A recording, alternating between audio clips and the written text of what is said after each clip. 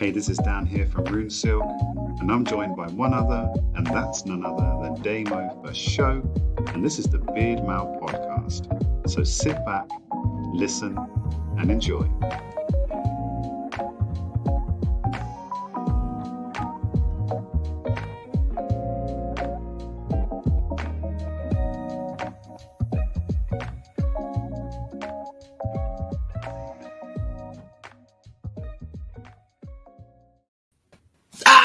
Happy Christmas, Dan. Only 15 Christmas, weeks mate. ago. Christmas vibes, Santa, Yuletide logs, reindeers, presents, gifts, snow. We're talking today all about Christmas. Is it actually only 15 weeks till Christmas? I don't know. I saw a post, right? I'm sure. In fact, it was Dino for show. And I think he said like 16 weeks to go and it's all Mariah Carey excited. And then I saw another post and it was a photo. And I don't even know if it was real or not, but I assumed it was because it was on Facebook, of Tesco's selling celebration boxes, Christmas chocolates. And I was like, why are people saying the C word already? It's only... I've seen posts where they're... defrosting Mariah Carey or something, getting Mariah Carey on defrost or something like that. I'll tell you what, Mariah must be loving Christmas time. The royalties she must get. But Dan, we're talking. Why? Here's my question, right? It's a little bit of a rant. I'm feeling like I'm grinding my gears, right? We've not fully enjoyed all of summer, I don't think. I think technically we might be mooching on into autumn, but I absolutely love Halloween and I love fireworks night. And I have to have things in order, Dan. I have to go A, B, C. I can't be going C, B, A unless I can't be asked. But like people banging on about Christmas already when it's only September, is it right? Is it wrong? Should they be doing it? Should they be getting excited? Are they enjoying the weeks of excitement running up to it? Or are they missing out on the present moment, which is September? But they do it for Easter as well. Easter eggs come out before all the Valentine's Day stuff. So it's I guess it's the easy way to answer it, I guess, is what do people need longer to prepare for? So they need, obviously, Christmas. People are starting to think about Christmas. I mean, we tend to get most of our shopping done on Black Friday, which is like, what is that, November? October, November. So I think probably about now. I did laugh. I did see a post. I think it was like a pretty much a ready-made Christmas aisle in a shop that it had the black and yellow tape. It was like, it's there, but you're not allowed to get in there yet. Like, it was just like, yeah, I find I feel you though, and it is frustrating when you're walking around because, especially, you know, and we alluded to this a little bit in the last episode about when we talking about charities and that people's funds are starting to get a bit tightened up by, you know, with the increase in the energy bills and just inflation in general. That it's just that reminder of, oh God, Christmas is coming soon. It just reminds us how much money we don't have when it comes to expectations around what you have to get for Christmas as well. So we're sacking Christmas off this year. Well, I think actually, right. I might be in a different camp to yourself. I might not. I don't know. But what does Christmas mean to you?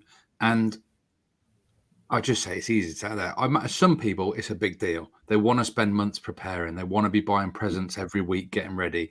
They want to be doing all that sort of stuff. And so for them, getting into September when they start thinking about it and start doing it, that's their choice. That's their option. That's what they want to do. I feel like the world and the population, certainly in the UK, it's pushed and led by consumerism and retail. And retailers are just thinking, right, well, how can we squeeze more money out of these people? Well, as soon as we can. Christmas is a good time for us. We get loads of people spending at Christmas. Do you know what? Let's bring it forward a little bit. Let's get the stuff in September. And, you know, Tesco's might be doing it. And then, like, Marks and Spencer's or Aldi or whatever, like, oh, shit, Tesco's are doing it. We better do it. So then everyone starts doing it. And you'll see it's just it's a retail thing. And when I strip it back to the very basics, look at me smashing the basics on my glasses. That on the floor. No. When you strip it back to the basics, for me, Christmas it's a religious celebration or religious festival, and there's a lot more people that aren't as religious as they used to be. So it shouldn't even. It's gone from being a religious thing where you would have a day of having a nice bit of dinner into a commercial retail thing for loads of people that probably aren't even Christians. I don't want to step on people's toes. I don't know the actual stuff behind it, but it's like same with Easter. That's a religious thing, right? So, and I think basically someone sits down with a calendar and goes, right, how can we get money out of people this year? Oh, I know, Christmas, boom, Valentine's, boom, Easter, boom. And it's just Mother's Day, boom. Hang on, we haven't got anything for Father's Day, boom. And people are just creating us to spend. But actually, things are changing now. When COVID happened, obviously people realised, I don't have to go out as much as I thought I did. I don't have to go to work. I can work from home, and life's changed. And now this fuel thing's coming up. I think people will be like, well, actually, I can't afford to spend hundreds of pounds on presents for the kids. And actually, you get, some people like, right, I'm not doing Christmas cards this year. And then other people are like, I'm not even bothering with Christmas year. For me personally, Christmas is all about, there's one day where you go and see your old dear and your old man, and you have a bite to eat, and you sometimes get caught betwixt the two. You might have to go to the girlfriend's dinner as well, Christmas dinner. So you might get 2 dinners. But that's all it is. For me, it's not a run-up of buying presents all the time to do all this stuff. It's just one day and then get really hammered on Boxing Day. And that's it. It's not a massive event for me. So what's it like for you? Christmas can actually end up being quite stressful because we usually go to my mum's, and then obviously, then the mother-in-law usually tends to get annoyed now. Well, why don't we do Christmas with us? And then it's like, well because of you, Boxing Day. Well, that's the thing. So, we always find actually at the end of it, it's more like, oh God, Christmas. Whereas it should be a really nice time spent with family, but usually there's a lot of stress around the dinner, and the potatoes aren't crisping up, or they're not everyone's. It just seems to just be a big air of stress sometimes. Like, love it. Like, you kind of go around to go, just my family.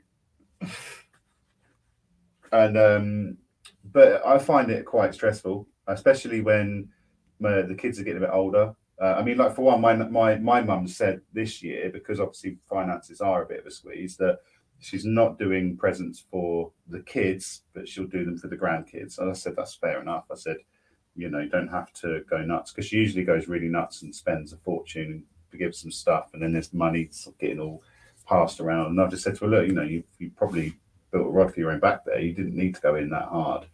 On some years, you kind of struggle to then overdo it or outdo the year before. And so we've actually decided this year that we're going to go away. I would love to do that. We did it once. We just got a static caravan in Lowestoft, got a chicken from Asda, just literally walked along the seaside on Christmas Day, and it was just at the time with the chicken on the lead. I don't know, you've lost me there, Dan. The story. You got a chicken. We got a caravan and a chicken, and we went for a walk. That's I just saw you dragging it. But it was so nice because it was just the 4 of us then as well. So my son wasn't born then. It was just nice. We just kind of got up casually, because it's always, I think the difficulty with us when you've got a family of 5, our kids get up. Sometimes they're really good and they'll leave us till like 6:45 or something. But it's that get up really early, open the presents, and then be at mum's by midday. And we're always late. We're always trying to get everyone in the car, and everyone's freaking out, putting shoes on. And the oldest one's going, oh, I don't want to go. I don't know what to wear. And I'm like, oh my God, it's Christmas Day. It doesn't matter. Just put a jumper on. Just put something on. Trying to get in the car, and then everyone in the car, and my little boy will go, I need a wee. Drag him out the car. So by the time we've already walked in the house, like 45 minutes late, like the tone's always a little bit like, yeah, sorry, we're late. Mum's panicking. Dinner's going to be ruined. Like, it's not going to be ruined. We're not eating till 3. So I think sometimes it can be that overly stressful just occasion for a lot of people. I mean, it probably doesn't. Is that yours, or is it quite just cash? Just hi, mum. It's interesting. I think for me, Christmas is a thing for kids. So if you've got little kids, it's a magical, memorable time of adventure and stuff, right? But if you haven't, it's just another thing. I have started now. Obviously, my niece and nephew, they're 8 years old this year, so there's a little bit of a tradition that started where I will go and stay with them on Christmas Eve, and we'll put the reindeer food out and the carrot and all that sort of stuff. So wake up with them in the morning. Open a couple of presents. But I mean, Christmas Day, I think it's always fallen on whoever's doing the dinner gets the rough. Well, some people love cooking, but for me, I'm an efficient machine, right? If you're having some food on one day, but it takes you 5 hours to prepare it and 3 hours to wash it up, then we're not having that choice of dinner. Like, we're going to have a pot noodle or a pizza, because it's just ridiculous how long it takes. But however, I think it's a traditions thing. I think my mum, for example, loves the idea of cooking a dinner for everybody, having all the family around and eating all the delicious stuff. But like, I'm a quick eater. Like, she'll spend 5 hours doing it. I've ate it in like 2 minutes. And I'm like, that was delicious. Thanks, Mum. I remember one year, me and my sister went out for a few. I think we woke up in the morning, had a present with a little cheeky bit of champagne or Prosecco or Bucks Fizz, whatever it was. And we did a little walk around and went and seen a few people. So I seen my mate Dave.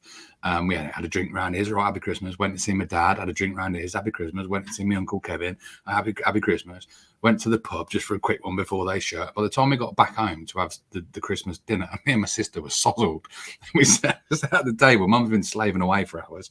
We ate this dinner and then boom, straight on the sofa, separate sofas, snoozing all afternoon until we watch some TV later. So it's a good day for family, but different people have different roles and do different things. But I love going to my dad's and literally I'll have a pot noodle with my dad on Christmas Day because he's an efficient machine and can't be asked to do all the cooking either. And one year we had a Christmas flavoured pot noodle. It was the pinnacle and a can of cider. Brilliant. Happy days at Damo's dad's. Yes, I mean, I always, speak to a lot of people and they say, well, we just go to the pub, have a carvery. And like, that sounds like an amazing idea.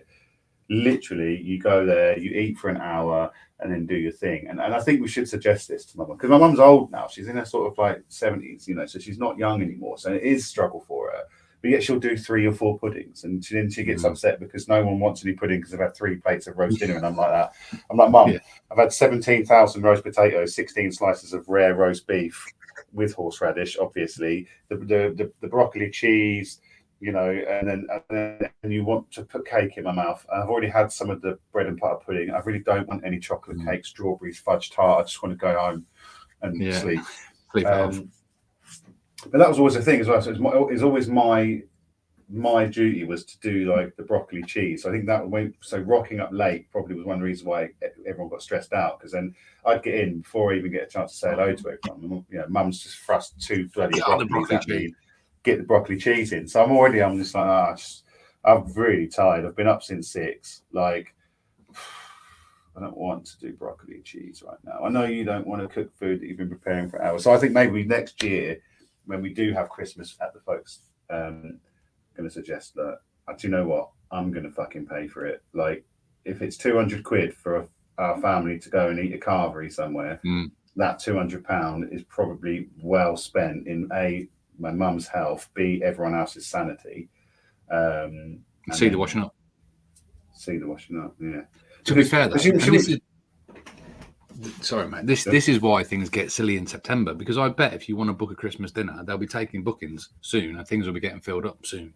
So that's a little bit of a why it comes around early as well, because it's same with Christmas parties for works dues and things. Well, here's a question for you, Dan, because you are the parent as well as the son. When does the time come for you to be doing the cooking at your house for your children, and you become when you'll soon be the 70-year-old that's trying to force the kids to make the broccoli cheese for you? Is this how it's going to be, or are you going to change? I guess. Well, no, I don't know. I guess it will have to happen at some point. Like, I think we're quite fortunate that we don't live too far away from my mum. We're still half an hour away, but like when I was young, my grandparents lived in Southsea and we lived in Cambridge. So that was before you had all the nice new motorways. So it would take you 5 hours to get to Portsmouth at that point. So we very rarely ventured down to the grandparents for Christmas. We might pop down in the Christmas holidays. So I don't know when that's going to happen. Because obviously, so the transition between my mum now doing everything, we've pretty much gone there every single year. So I guess it'll be until she's no longer with us. And then I'll be like, oh, shit, got to start cooking now. She might flip it on you and go, Dan, I can't be bothered this year. Can I come to yours? And you'll be like, oh. She has said, we're quite fortunate that we've got a really small house, so we haven't got space for all of that. Conveniently, we've always stayed in this really small house for a reason. We will put up with shit everywhere. Talking about stitching your mum up, right? I just thought earlier when you said she said, oh, she's not going to get presents for the kids, but she'll get them for the grandkids. I thought you should have flipped it back and said, oh no, we'll save even more money. Just buy a present for your favourite one. And just see what she said. So you ain't got to buy it for everybody. Just pick your favourite one. And then maybe if she did, she went, oh, I don't know the names of your kids, but if she did pick one, you could be like, well, the prize is you get to have that one for dinner and then send that one off for Christmas dinner and she can do it over there. Mix it up a little bit. Try something fresh and new this year. Don't do the same tradition. Or just say to her, like, look, just get it for your kids because there's only 3 of us. There's like loads of grandkids and stuff. Do you know what I mean? So just give them a because when I was young, I'm sure like my grandparents would like give us a tenner each or something. Do you know what I mean? For Christmas, it was like a nominal like little card with like 20 quid in it or something like that. You know, so and I think this is where a lot of people kind of the difficult thing is not only that a kids being introduced to YouTube channels where they're watching kids open thousands of pounds worth of stuff for content. For content, exactly that. I mean, there is one family that I watched once, and I think it was a Christmas or a birthday, but there was a table just full of stuff, and they would basically take it in turns to pick a present from the table, and it was like, oh my god, iPad Pro, and I'm like, fuck off. And then they open up another one. It's got a card and it's like 500 euros in there. Oh my gosh, I got 500 euros. My kids open it up and they're like, got a selection box. Where's my fucking iPad? And I think that's the difficulty, isn't it? And then a lot of people will then put themselves in consumer debt to buy the iPad for the kids because they feel, if they go back to school after the holidays, or they're all phoning each other up, what did you get? Yeah. I got like several £100, Nike Air Max trainers, a MacBook, and they're like, oh, cool. What did you get? It's like, yeah, I'll tell you later. I got a lump of coal. My dad's a traditionalist. It's that. Yeah, I've got an orange and. No, Dad, I hope you can hear me. Dan's gone a bit jittery. Oh, sorry, dude. I'm back. There we go. Back. Yeah. You look a bit blurry there, Dan. Or do I need to put my glasses on? Hang on. Put my glasses on. No, I seem fine on my screen. No, you look wonky on my one. What's it like for you viewers watching on YouTube right now? Hey, Dan, I'm gonna throw a spanner in the works, right? Because the whole point of this podcast was to ironically catch people's attention by mentioning Christmas in September. Starting it off with saying, actually, I don't want to talk about Christmas. I can't be asked about Christmas. I want to enjoy the present moment. I want to enjoy a bit of autumn. But actually, now we've just spoke for 17 minutes about Christmas, I've really enjoyed it. I'm quite enjoying Christmas chat. And I feel a little bit naughty that we're doing it early, but I'm enjoying learning about your Christmas and talking about my Christmas. Christmas is a good thing. I like it. I've changed throughout the course of the episode. I know that I'm definitely going to find you a Christmas pot noodle and send that to you for Christmas Day. Oh, mate, they only did them one year. They don't do them every year. I'll be honest with you, it wasn't somewhere. I'll just get you chicken and mushroom, then it's fine. And then I'll just they don't go and stuffing. They don't go off. I think I know why you've enjoyed this podcast because we've talked a lot about food, Dan. A lot, and you love food. You love food.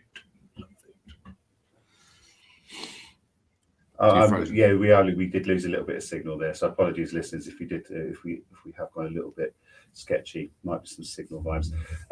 I do love food, and I'm also hungry, so that's probably why I'm getting so angry and passionate about talking about food right now. Is because it is now nearly lunchtime, and I haven't even had breakfast.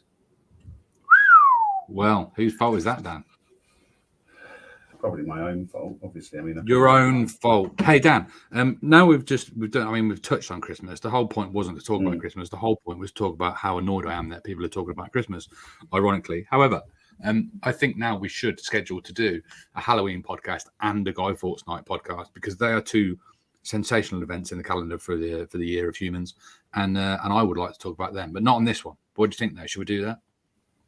If we do a Guy Fawkes one, we probably should actually do some research and talk about the history of Guy Fawkes. Otherwise, it's going to be a really short podcast. It'll be like, we go down to the common, we go and queue up, we could park, we see some fireworks, we spend stupid money on stupid gloving stuff and then go home. I mean, I've wrapped that podcast up in less than 30 seconds. I think you've just welcomed to the Christmas and Fireworks Night podcast by Beardmail. There you go, tick. We've covered 2% of Christmas, what I want to talk about, and we've covered 104% of Guy Fawkes Night.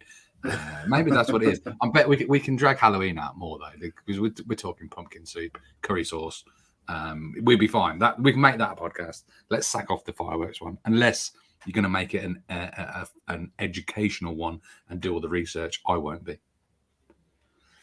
Yeah, it should be a fun vacation. What was the word you used? Funtertainment. Entertainment. Love a bit of Why did I think that entertainment. had something to do with education? Fun education. Edutainment. Fudgentainment. Fudge what? Dan Silky Brown's like, hang on a minute, you said something about a fudge? What's this? Here I come. I've got Dan the fudge. Silky Brown Town. Hey, let's go back to Christmas then, Dan. It's only 20 minutes are in, actually. So we were talking about Christmas coming around too early, and it's annoying. What does September mean for you? Because it's that sort of month, isn't it? Are you having autumnal? Are we in autumn now? Are you having autumnal, or is it all about? We're not in autumn until the clocks officially go back. When's that? That's a great question. I don't know actually. It's usually Here around Halloween. comes time, the educational part of the podcast. We're going to officially tell you when autumn starts. So technically, you're telling me we're still in summer right now. Now, bear in mind, this podcast is recorded pretty early, so we're presently we're a week ahead of people listening right now. So the clocks go back on the 30th of October. That seems a bit late to be autumn. That's got to be winter. That's got to be winter, right? Yeah, maybe it's the end of autumn is the 30th of September, so 30th of October. So we're in autumn now. Yeah. Tell you what, we've come up with some cracking content on Beardmail, don't we? Just us perusing over when the bloody hell is autumn. I think we're in autumn right now, but it's irrelevant, Dan, because the listeners are a week ahead of us, behind us. See what I mean? So it'll be definitely autumn when they're listening to this, then, won't it? Because it'll practically be like middle of September. So what does autumn mean for you? What is September? I quite like it, to be honest, as long as it's not raining loads. I like the oranging of the leaves and the leaves all falling down and that sort of stuff. And I actually don't mind the colder months because I don't do heat very well. So summer absolutely cripples me when it comes to heat. So I quite like that fresh, being able to actually wear clothes for once without having to just walk around my house constantly naked because it's too hot. I know Meg likes that. Yeah, she's like, I'm sure she. I mean, watching you walk around naked.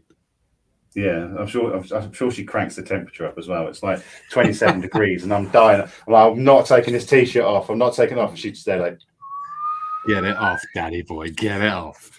I always say to them, what is it like? What? I'm trying to think. What is it I say? Oh, it's something to do with like.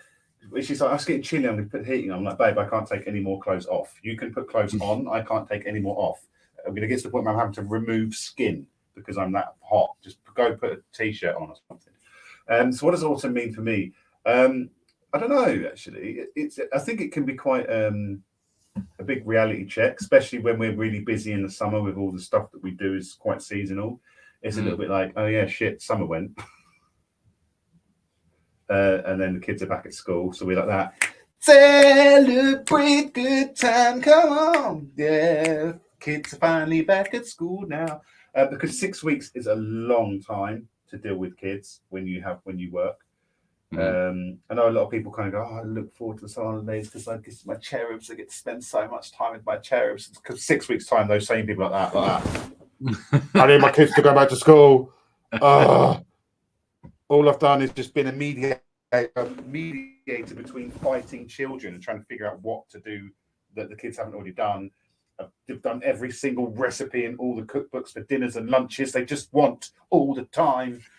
So I think for us, it's a case of getting the kids back into school, so we've actually got a little bit of time to do stuff rather than always having the kids about. Sounds like we don't like our children. Love my children, just prefer to see them a little less. Yeah, they're all right, just not 100% of the time. Yeah, just not like when you wake up and they're standing over you. Morning. What are we doing today, Dad? I'm hungry. Go learn how to use the toaster then, because it's 5:14. Yeah. You've made a rod for your own back there. If you've got hungry children, it's because they've got your genes down, where they're always eating and want to be eating and they love food. Yeah, it could be worse. They could not like to eat, I guess, and then you've got other problems. But what about you? What is autumnus?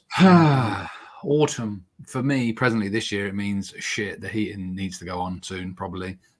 So it's a cost. That's a big cost factor. I don't know. I like a bit of summer action. I like shorts and t-shirt and shorts and vest and flip flops. I don't like it when it's too hot. But you got to try and cool yourself with fans and that. Moving into autumn, there's a big weather change. Obviously, I'm not a fan of. I do a little bit of delivery driving for work, so I hate the wetter months, and I hate that when getting into winter is not good for delivery driving. And also, do you know what as well? This is actually quite on topic, but this is a wonky podcast, Dan. The mental health and vitamin D and sunshine. So that's really good for those months. And as you creep into those earlier nights, because I don't even like driving at night time because my eyes are not so good. And I do wear my glasses when I drive. So, DVLA, we're all sweet. But I don't like driving at night. So when it becomes darker earlier, not a fan of that at all. However, other things like playing football, for example, I love playing football when the grass is a little bit more moist, when you can do a little bit more of a slide tackle, when it's not as hot and you're panting to death. So autumn is a good time of year for playing footy, and obviously it's the start of the footy season for playing, not just obviously. I know you're a big FPL fan and watching, but yeah, there's lots going on. I'm not rushing to get the winter this year, and it's mostly because of fuel bills. But autumn is manageable, and I do like Halloween. Well, I can save people hundreds of pounds on their fuel bill this year. Wear a jumper for just $29.99. You can get one of our swag room silk sweatshirts and just put that on. It'd be fine. Well, I've actually just spent my last 20 quid on a new kettle because Boris said that if I get a new kettle, then I can save £10 every year. Oh yeah. Have you not seen that, Dan? No. Oh, it's big. Is that honestly It's big news. It's over the socials. Literally, Boris has just said to people, your old kettle could be costing you money on electric and stuff. So if you go and buy a new kettle for 20 quid, it will save you £10 each year on electricity. That's literally that's his literal money saving tip for this horrendous. Oh my God! Honestly, politicians it honestly drives me insane. It drives me nuts. I mean, our fuel bills definitely shot up. I mean, we kind of got hit with the first run. I think we were paying £77 a month on a direct debit. Dan, you've gone all jittery again, mate. You've gone all jittery. You're all paused. Signal. What now? Am I back? Yeah, start from the beginning. You were just about to say our fuel bill.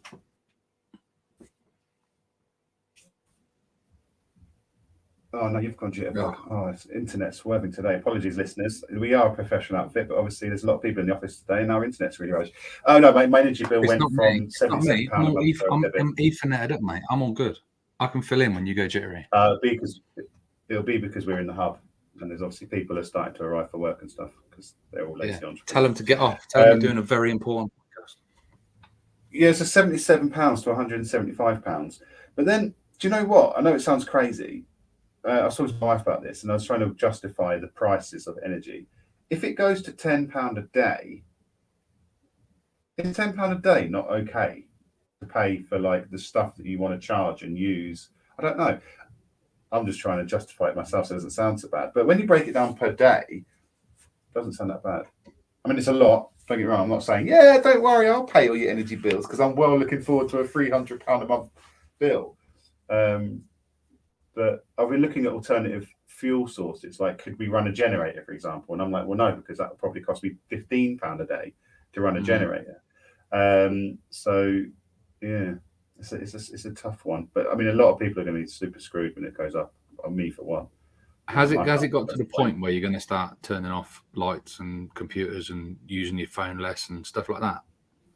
We already have. Like, if we go away, we go around, switch off every single plug socket. Turn the Wi-Fi off. If we're away for a weekend, Wi-Fi doesn't need to be sitting there churning away a little bit of electric. TV on. It's a difficult one, isn't it? I mean, I don't have one of those little meters, smart meters, or stuff that tells you how much energy you're using. Did I just save myself £3?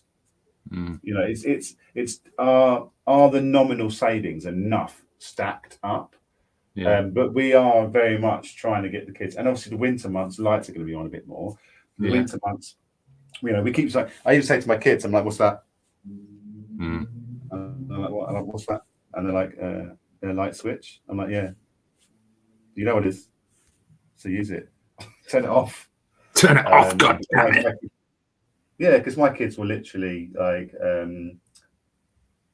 Sorry, white sidetrack. That's just reminded me of a really quite funny joke. So there's a granddad. He's lying in the hospital bed, and he's on his last ends. He's really kind of really weak, and he's like, He's like, where's my son? Where's my son? I'm here, Dad. I'm here. I'm here. And my daughter, where's my daughter? It's fine, Dad. I'm here. And the wife, yes, John, I'm with you. And where are the grandchildren? Are the grandchildren here? Yes, they're all here. They're all here. Why is the fucking lights on in the house? Oh, we like to add a little bit of hilarity into the Beardmail podcast, and that took us to the 30-minute mark, Dan. So absolutely, this one has been a little bit wonky. We started off with moaning about Christmas, then we enjoyed Christmas, then we talked about food, then we talked about autumn, winter, Guy Fawkes. We covered Guy Fawkes Night, and then we talked about energy bills. This has been a wonky podcast, but very enjoyable. And we should wrap it up because the 30-minute mark is done. Poignant. Sporadic, wonky. What's the word I'm looking for? All-encompassing. Topsy-turvy. Erratic. Not very well themed. Completely juxtaposed. Yes, love a bit of juxtapose. So with that said, please do follow, subscribe and all that jazz. And we'll see you another day. There's a new one every bloody Wednesday. So let's say bye for now, Dan. That's what you say bye for now. I always wait.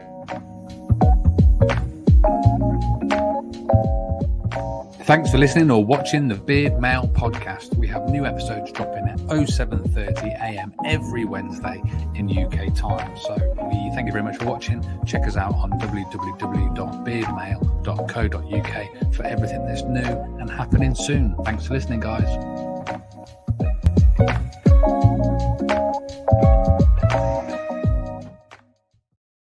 Bonus. This is for the bonus people. This is for the bonus people. Go! If you do this, you will get warm in the winter. Clap your hands and rub them together.